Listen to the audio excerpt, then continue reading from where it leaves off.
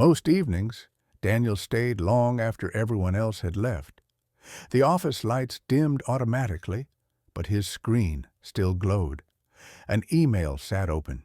He had rewritten it 3 times, reread it 5, and still couldn't press send. What if the wording was wrong? What if he missed something? What if this small decision caused a bigger problem later? When he finally sent it, another thought immediately replaced it. Tomorrow's tasks, next week's deadlines, conversations he replayed, future problems that hadn't happened yet. The work wasn't exhausting. The thinking was.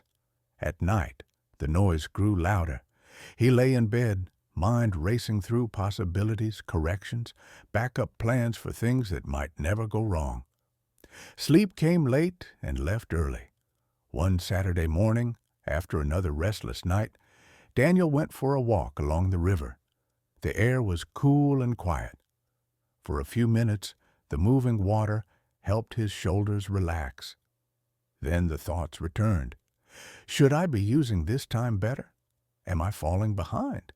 What if I'm missing something important? He sighed and sat on a wooden bench.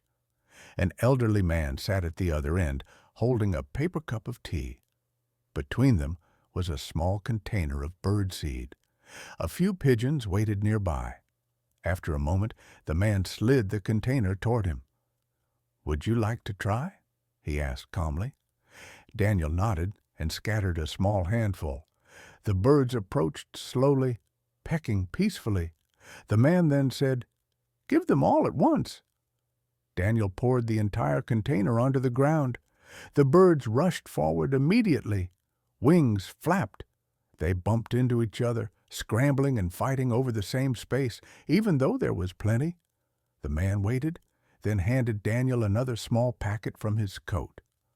Now, slowly, Daniel sprinkled a little at a time. This time, the birds spread out calmly. No rushing, no chaos, just quiet movement. The man took a sip of tea. "Our minds don't like piles," he said softly. That was all. He stood, nodded, and walked away. Daniel sat there for a long time, watching the river. His thoughts began listing everything again.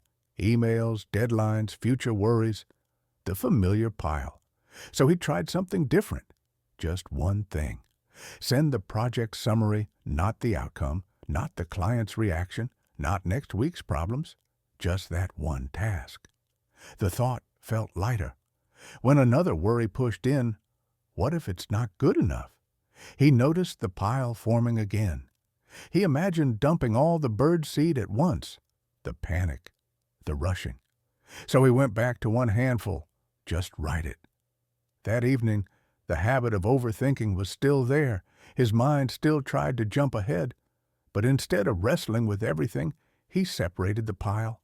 One email, send it, pause. One decision, make it, pause.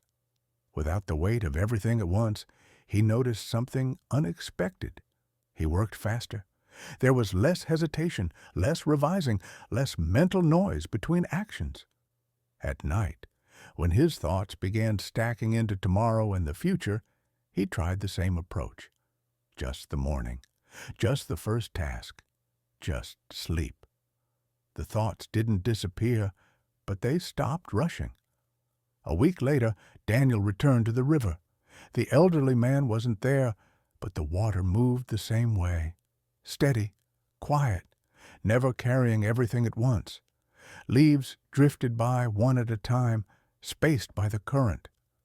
Daniel realized the problem had never been his responsibilities. It was the way he held them. He had been trying to think about everything before it arrived. But life didn't move like that. It unfolded one moment at a time, whether he rushed his mind or not. He leaned back and watched the water. Nothing urgent, nothing to solve. Just this moment, moving forward. That night, he slept without replaying the day. And whenever the pile began to form again, he remembered the birds, the rushing wings, the chaos of too much at once.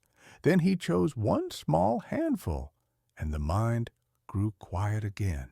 If this story resonated with you and felt meaningful, please subscribe to my channel for more stories like this.